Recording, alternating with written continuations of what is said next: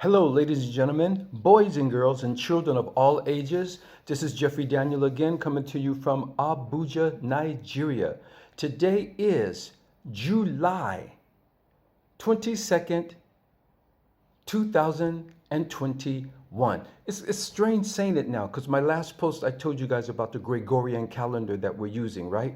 And just knowing July is named after Julius Caesar, and knowing that it's not really the year 2021, it's more closer to the year 6,200 and something. It's crazy, you guys, how they just manipulated our calendar. But if you guys go back to my last post, I talked about the Gregorian calendar, the great manipulation of time, okay? So check that out. Anyway, let me get in my disclaimer before I get started. I like to say that anything I say and stand for is not meant to be discriminative against any group of people, any individual, or any race of people. I only bang on topics and subjects. I don't like to bang on individual people unless you really deserve it. But I'm not really into that, you guys. It's about disseminating information that can possibly help enhance the quality of our experience here on this planet, okay? And that's what I'm about, you guys. That's what I'm about. As I always say, there may be some truths that you might find uncomfortable, but the truth has no obligation to be comfortable. It only has to be honest, okay? So I hope you guys are doing fine. I hope you guys are keeping well as they're trying to reopen things again. At the same time, cases are escalating. They're saying that people who aren't vaccinated are at risk of getting gravely ill or possibly dying.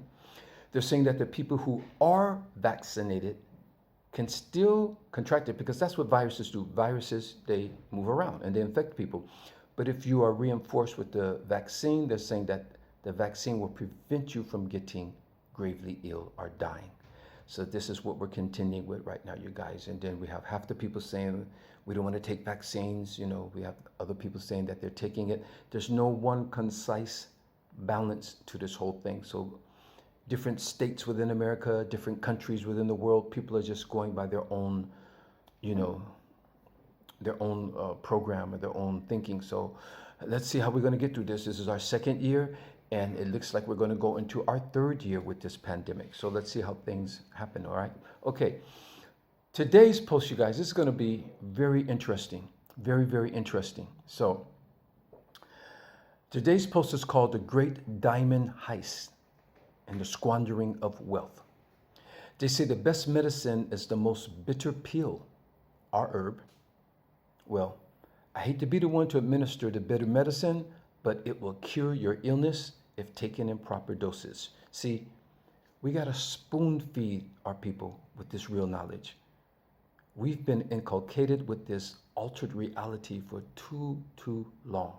Now, I'm well aware that trying to uplift our people out of the state of ignorance makes the messenger very unpopular, especially to those who are in need of the message. Think about it.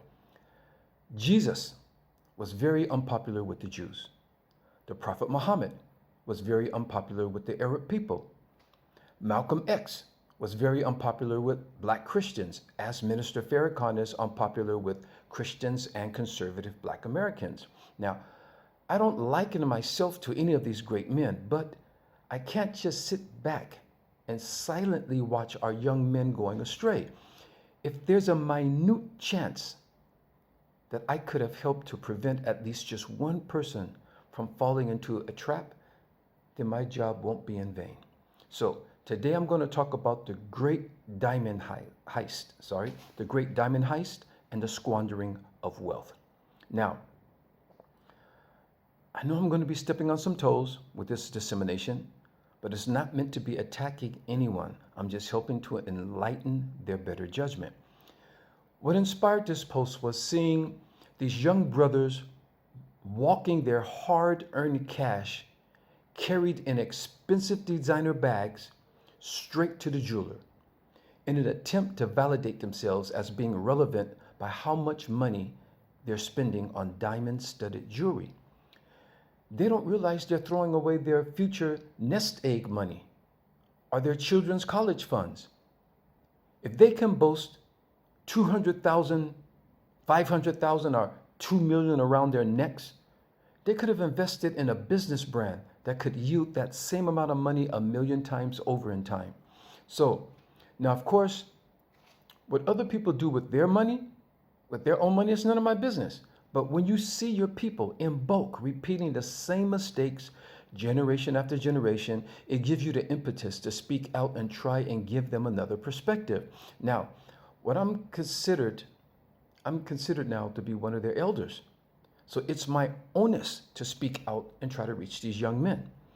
But sadly enough, most of these young men won't even see this post, the people who I'm really trying to reach. But for those of you who do see it, maybe you can help to influence other young people in the right direction. So today I'm talking about the Great Diamond Heist. And as usual, you know me, I'm going to take you all back to the genesis of the situation, giving you dates and information you're not going to get anywhere else on this excursion of information. The pursuit of knowledge is supreme. Okay, so here we go. We're about to go into chapter 1. Hold on, you guys. If you're wondering what I'm drinking, I'm just drinking water. It's just H2O. Okay, here you go. So, chapter 1, the true value of diamonds. And this is interesting, you guys. Very interesting. So let's examine the true value of diamonds and why they are so coveted by jewelry owners. Gemstones form in the Earth's crust approximately 3 to 25 miles beneath the surface. Diamonds and peridot are found much deeper, and diamonds are found to form in kimberlite pipes that originate in the Earth's mantle, 125 miles down and ends up at the surface. However, a ruby is rarer and more expensive than a diamond. Also, large rare emeralds outprice diamonds. Let me give you a comparative listing. Diamonds are between 1,800 to 12,000 for 1 carat. However, black opal is 9,500 per carat. Red beryl is 10,000 per carat. Musk gravite, never heard of that, is 35,000 per carat. No wonder I never heard of it. I ain't got that much money. Alexandrite is 70,000 per carat. Emeralds coming in at a whopping $305,000 per carat. But a ruby is 1.18 million per carat. Okay? Now, think about that. All this, bling, bling, bling with diamonds and stuff, and these other precious stones are outpricing diamonds like crazy. Anyway, let's go back to how this all started. Okay, and I can't say exactly how it started, but we're giving you an outline. Okay, all right, here we go. Let's go back to 2,000 years ago to Alexander the Greek. Alexander the Greek, not the Great. Alexander the Greek, and establishing trading between Eastern traders and Europe, along with the Chinese silk and spices. Diamonds were being traded along with other precious stones such as rubies and jade, among other precious stones. Now, check this out, you guys. Between 700 and 800 BC, it was among the Dravidian people in India that diamonds were weighed against the seeds of a carat tree, giving the weighing of diamonds in units of carats. So now you know why they say, 24 carats and so on. Now, of course, when I was young, I was wondering, what did the vegetable carrots have to do with diamonds? Come on, you guys. Some of you were thinking the same thing too. You're just as guilty as I am. Come on, carrots. Bugs Bunny? Nah, what's up, Doc? So, but now we understand, okay? So it was the carrot tree, the seeds that they took from a carrot tree, and they weighed them against the weight of the diamonds, and that's how we got into carats. Diamonds are into carats, Bruno Mars, 24 carat, here we go. All right. So up until then, diamonds weren't particularly that outstanding among precious minerals. So fast forward in time, it was in 1866, a Boer farmer in Dutch-German descent in South Africa found a 22-carat diamond, half the size of the infamous Hope diamond, in a stream bed. Then 3 years later, an 83-carat diamond was found in the Orange River, in the Orange River in South Africa, calling it the Star of Africa and kicking off the Great Diamond Rush led by the British. Now, Look how close that is to today's point in history. You know, just the 1866, okay? From the days of antiquity until the 1800s, nobody was running around busting their asses over diamonds in Africa until the arrival of the Europeans. You see? So, this caused a British Boer War that lasted from 1880 into 1881. But then diamonds became so abundant and oversaturated the markets, their value started to drop. So the De Beers started buying up all the diamond mines in South Africa to hold a monopoly, causing Cecil Rhodes to create one company between himself, the De Beers, and the Rothschilds, owning every diamond mine in South Africa and creating subsidiary companies under one umbrella, fixing the market prices to give the illusion that prices were varying with open competition. But in reality, they were getting all the money. You see, already these pioneer diamond producers are dealing with unethical practices, just straight out the gate. Later, it was written that the De Beers were the most successful cartel arrangement in the annals of modern commerce. Imagine that. The De Beers were considered the most successful cartel arrangement in the annals of modern commerce. Now, please, can I just pause for a moment? These invading foreigners were becoming filthy rich and world acclaimed by taking minerals from the ground in a country thousands of miles from their own home countries, in total disregard to the indigenous peoples whose ancestral land these minerals belong to, and being heralded as the most successful. And their source of their success depended on African soil. Let me move on because our young people need to learn these histories, you guys. Let me move on, okay? Now, if some of you are wondering, if it was the Africans' indigenous land, why weren't the indigenous people smart enough to capitalize off of their own resources? Now, that's a damn good, valid question, and let me answer it for you, okay? The answer is, these precious stones were in such an abundance and only used for ceremonial or cosmetic value that the indigenous people, they didn't place the same value of greed and monopolization on these precious rocks that they found laying all over the place.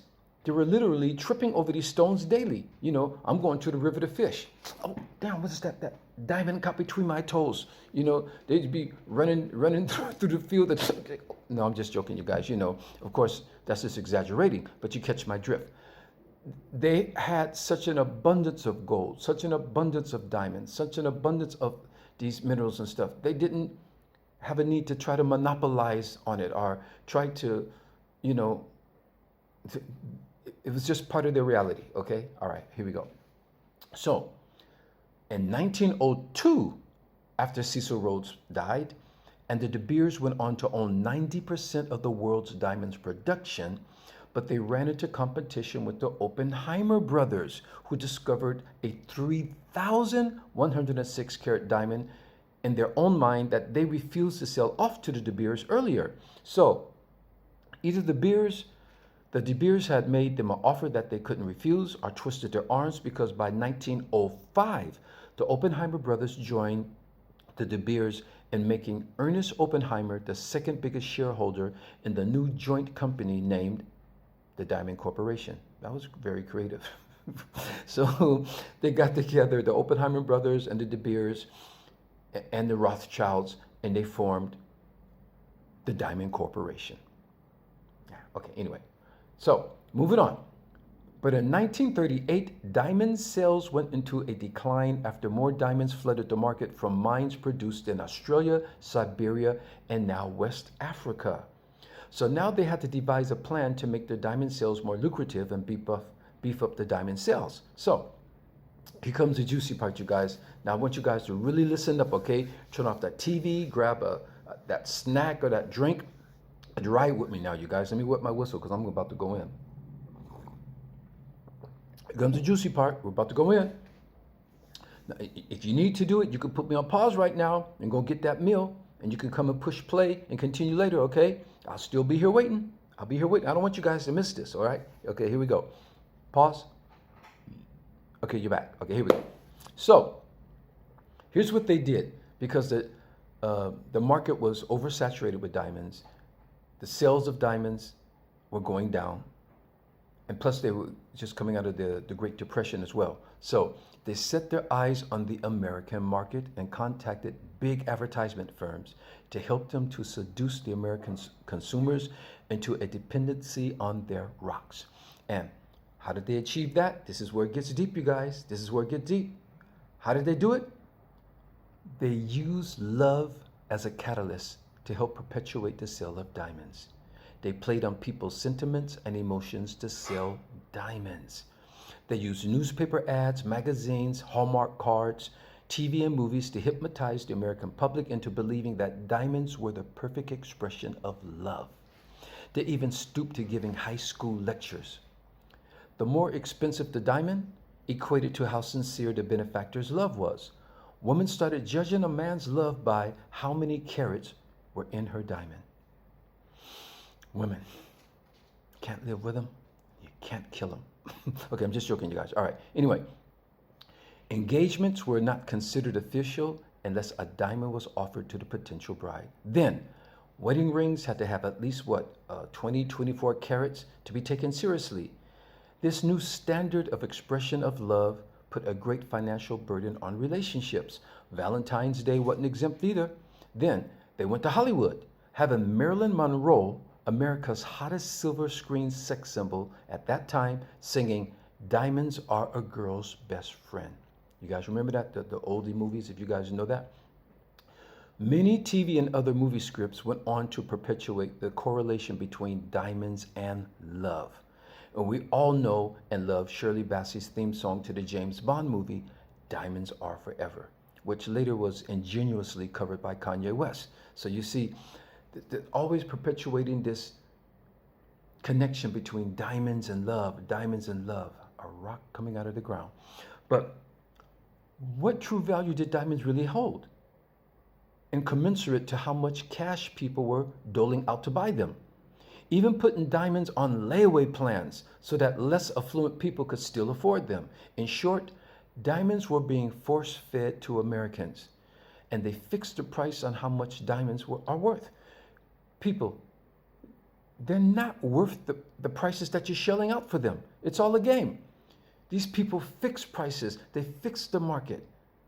I mean, how do you, just because they're holding this little thing to the eye and like scrutinizing a diamond and, oh yeah, this cut is, yeah, oh yeah, this is a flawless cut, and this is it, and they're just, and they set the market price for what they want you guys to pay for it, okay? So let's move on to chapter 2. I call chapter 2 the Hip Hop Ice Wars, okay? All right, here we go. It's going to get fun, you guys.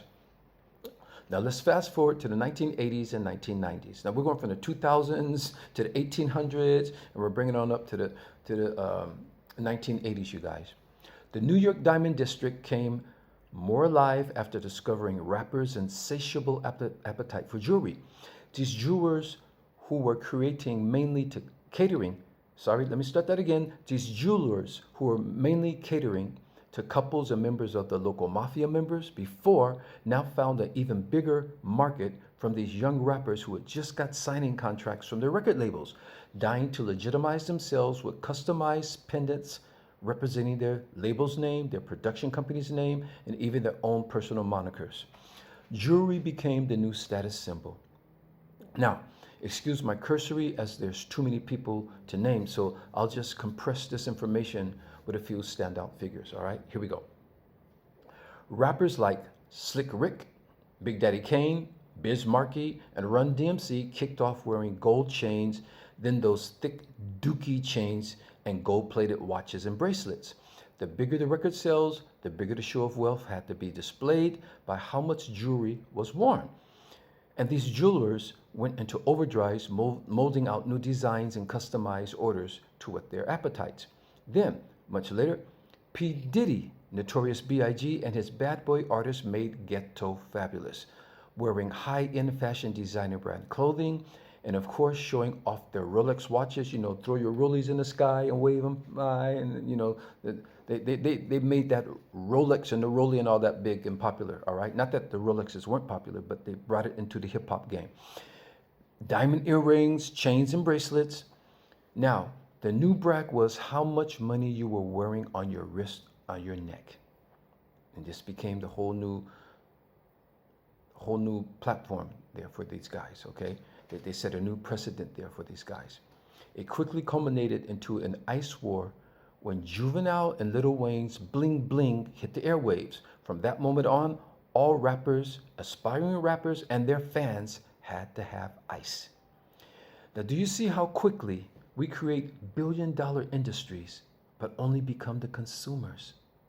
This is why I'm going in on this topic, you guys.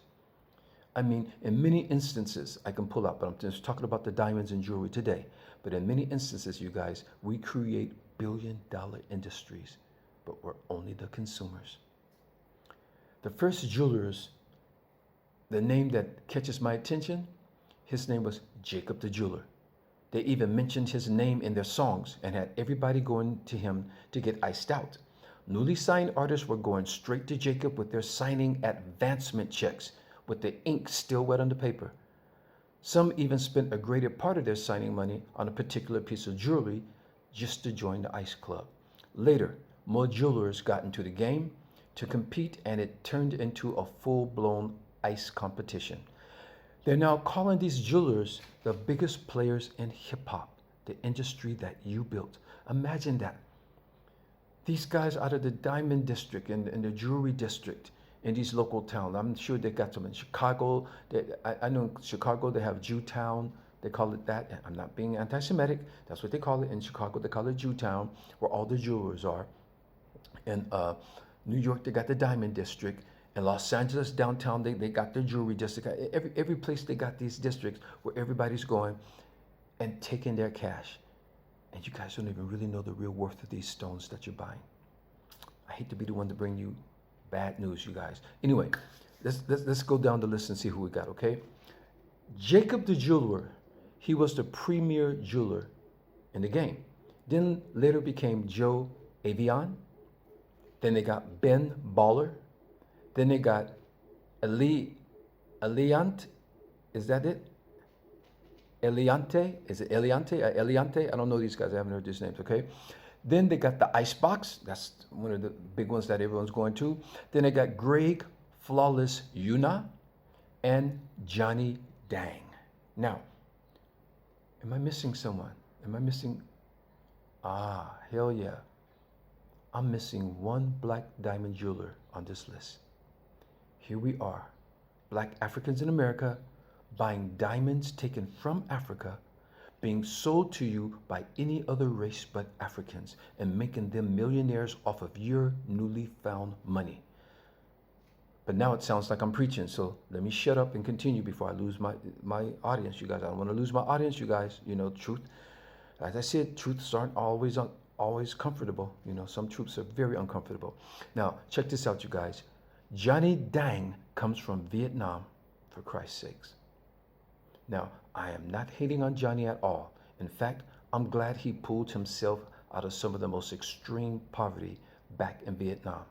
No electricity or clean drinking water, and he made himself a very successful businessman. I mean, you know, I salute him for doing that. And our young boys are now calling him the King of Bling. Now,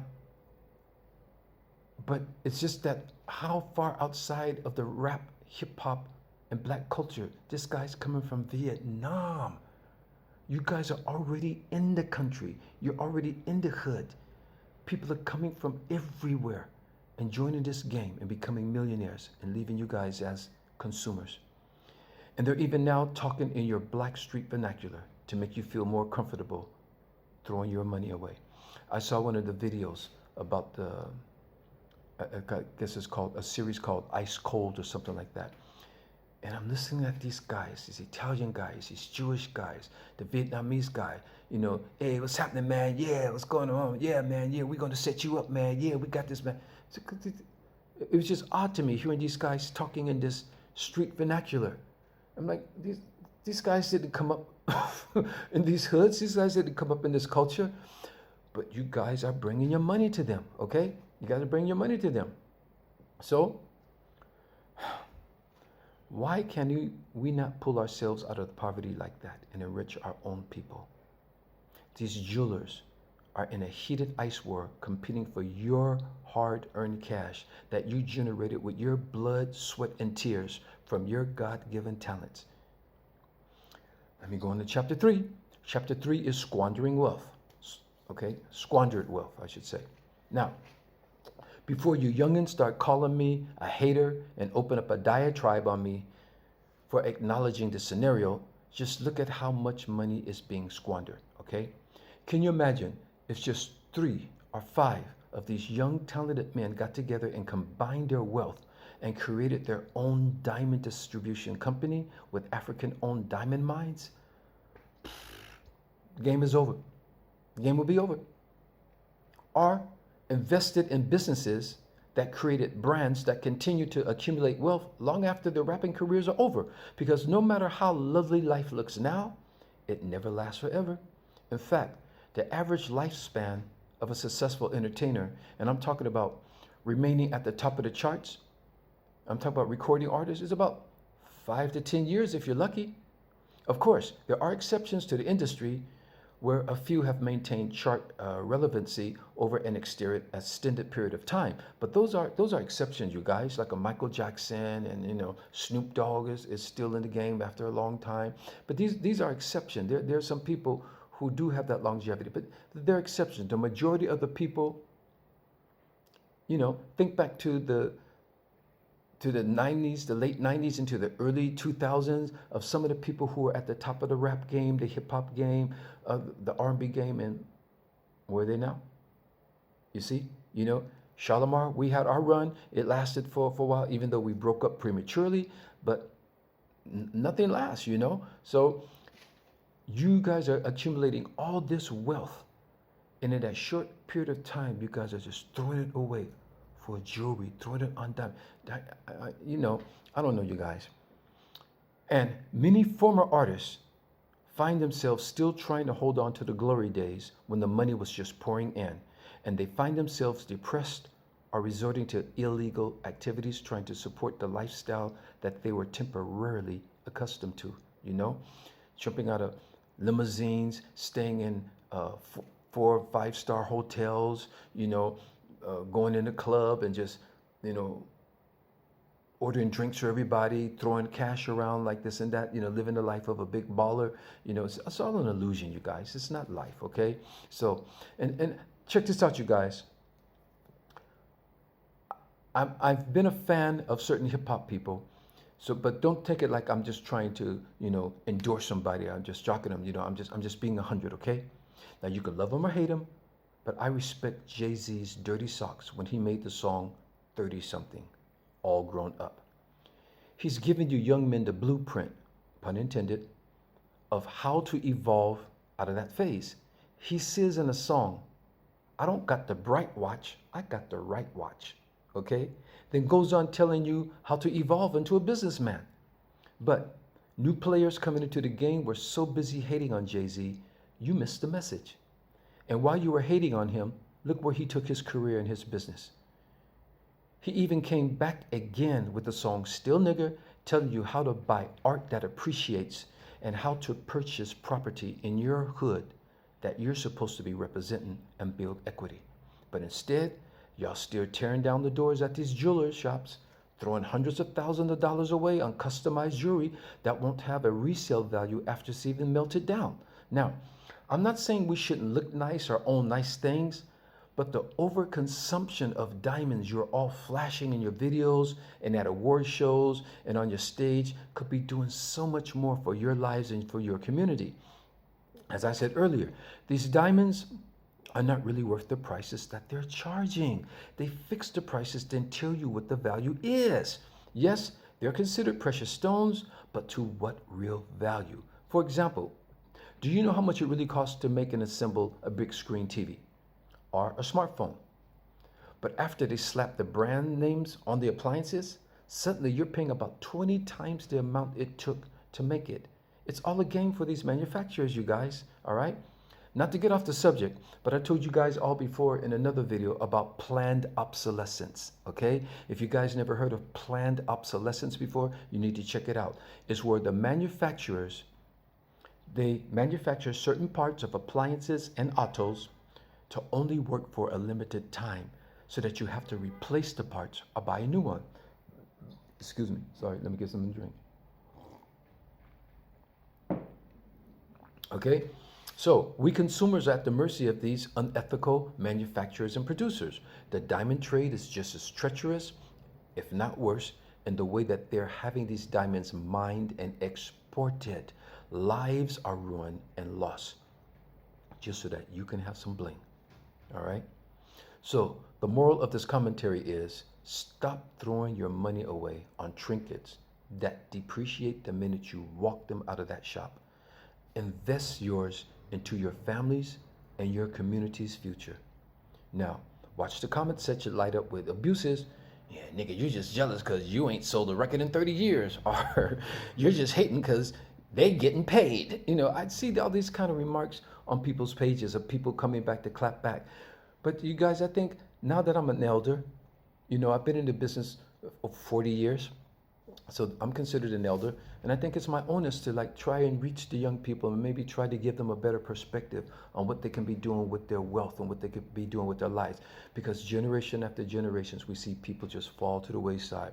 And when they were on top, they thought like that was going to last forever.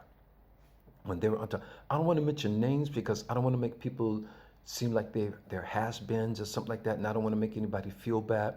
But you guys know, go in your music collection and look at some of the people who are hot just in the late 90s. Look at some of the people who are hot in the early 2000s.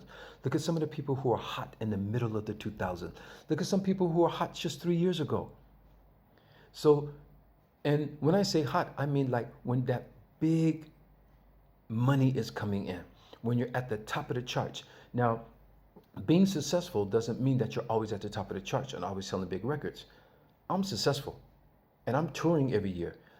I'm not selling records, and our success isn't predicated by how many records we sell, because we have a catalog of hits they're evergreen hits that are lasting and sustaining the test of time. And we built that, you know. And you guys should be lucky that if you can build your songs that have such integrity and such music value and quality that 20 years later, people will still be coming to pay to see you. 30 years later, people still be coming to see you. If you live long enough, 40 years later, people still be coming to see you. You know, and Shalimar is a testament to that. I'm not trying to toot our own horn. I'm just giving you guys an example. Earth, Wind, and Fire, Kool and the Gang. You know, there's a lot of people out there, so, you know, I can't list everybody. But I'm just saying, you know, because we built a catalog of hits, you know. Some of you new artists that's just talking about irrelevant, trendy stuff that doesn't really mean nothing, that doesn't enhance the quality of people's love life or their life. You're just talking about getting a girl in a hotel and how many girls you want to bang and how much money you got around your neck and how much money you got on your wrist.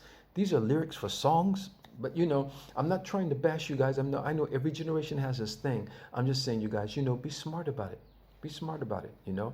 So I hope I brought some light about the great diamond heist, because not only did they heist them out of Africa, but they heist the prices for them, the value that they wanted these rocks to be sold, and they're not what you guys are really paying for them. That they don't hold the true value that you're paying for them, okay? Then they went and seduced the public with all these adverts, with movies and songs and stuff, to make people think that diamonds were the equivalent to love. They used to weigh them on the seeds from a carrot tree, but now they're being weighed by love. How many times have you heard some guy, you know, if he really loved you, girl, he would put a ring on your finger. If you, I know a ring is a sign of love, but they talk about how big the diamond was. Oh, he only got you that big diamond? He didn't get you this. Or when somebody does get them a big diamond, then it's like, wow, he must really love her. He bought her that diamond. Come on, you guys, how do you equate love with a rock that comes out of the ground, a polished rock? Okay, fair enough. They polish it, they cut it, they give it a nice shape and all that stuff. But you guys heard the listing. Diamonds aren't even as expensive or valuable as rubies, emeralds, and all these other stones that I had mentioned earlier. And you guys are breaking your neck going into those shops. And I'm gonna tell you another thing. Once you customize jewelry, once it's customized that you put them in the shape that you want or your logos and all that stuff, there's no value. There's no value. So it's not like you're saying, well, I'm making an investment because no, it's not that great of an investment. Maybe a Rolex watch, a vintage Rolex watch become vintage and things like that.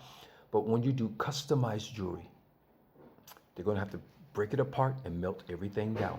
And they're not going to have the same value that you took all your money in there. And these guys are bragging about how many hundreds of thousands of dollars that they got on their wrist. How many hundreds of thousands of dollars you guys could be buying property. You could be buying property and renting it out or selling it out. You could be investing in businesses. You could be invested in the stock market, in the money market. You got Brother Polite online telling you guys how to invest your money and how to increase your wealth. You know, you guys should check him out, you know. So there are other people out there, you know. And let's see how many hits this video gets. I was surprised when I had to look at Jay-Z's video, 30 something. It was like 9 years ago. It just got a few, like in the tens of thousands, like 40,000 or maybe 100,000 or something like that. And some people can get on here mumbling, talking about your booty and stuff, and you're getting hundreds of millions of hits. And when people come to try to give you something that can enrich your life and try to save you from falling into traps that are out there set for you, we don't get no attention. We don't get no love. And we're showing the love, and we ain't getting no love. So hopefully you guys, if you know some young people and some people you know that's coming up in the game and you're watching them, maybe you can guide them in the right direction. Okay, maybe if you want a couple of pieces just to, you know, show. Because gold and diamonds and wealth and that comes from Africa. We used to wear these things. We didn't go bananas about it, but yeah, so it's natural to want to wear jewelry. Okay, that's fine. I'm not saying don't wear jewelry, don't buy jewelry. But to invest so many hundreds of thousands of dollars, so now you got a whole case of watches, you got a whole case of necklaces, you got a whole case of rings and pendants with logos and stuff on it. People got multi-million dollar collection of all this jewelry. When that money can be invested in for your future, so you can have a nest egg. So when your career isn't as lucrative as it is, as your records aren't selling the way they are, your concerts aren't selling the way it is, that you'll have something to fall back on. Okay? So I hope you guys can be wise, all right? In the meantime, you guys see what's happening in America? Wow. The American political system is like, it's about to, I don't know what's going to happen over there, you guys.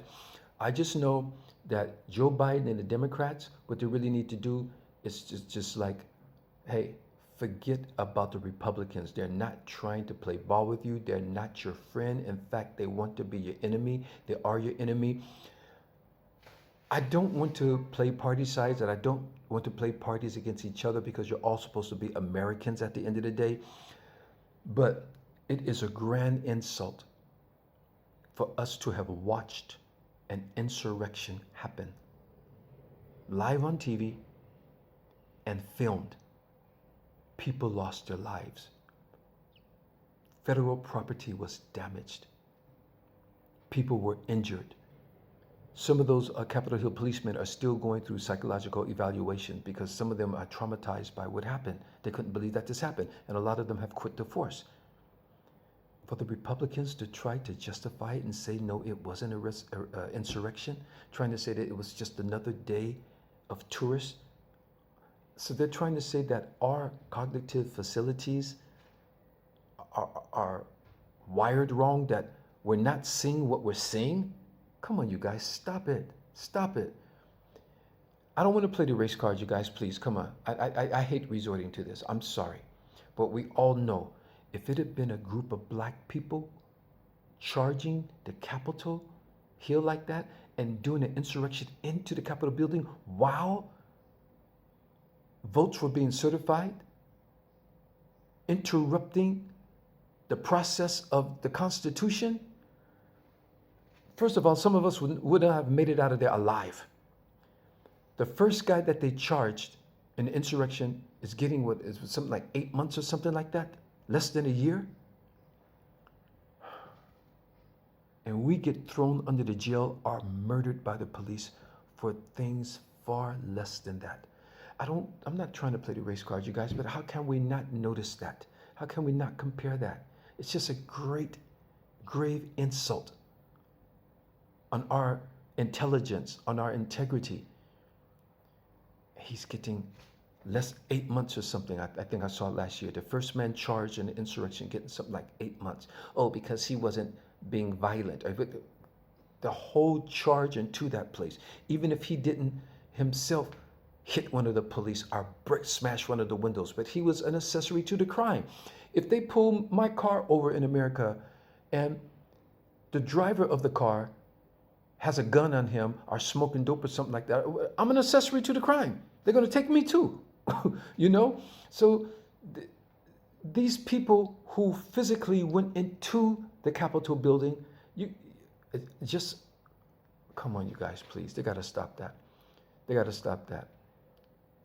As Paul Mooney, bless his heart, may his soul rest in peace, as Paul Mooney used to say, they got the complexion for the protection.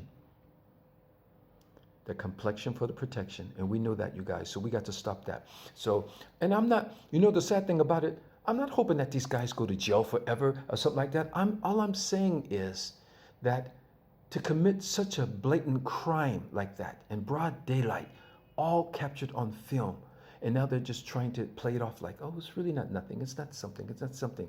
But yet we could be standing in front of a store selling cigarettes or cassettes and wind up dead. Playing in a park with a toy gun and wind up dead. Supposedly a fake $20 bill was handed over the counter and wind up dead. That's what I'm saying, you guys. Come on.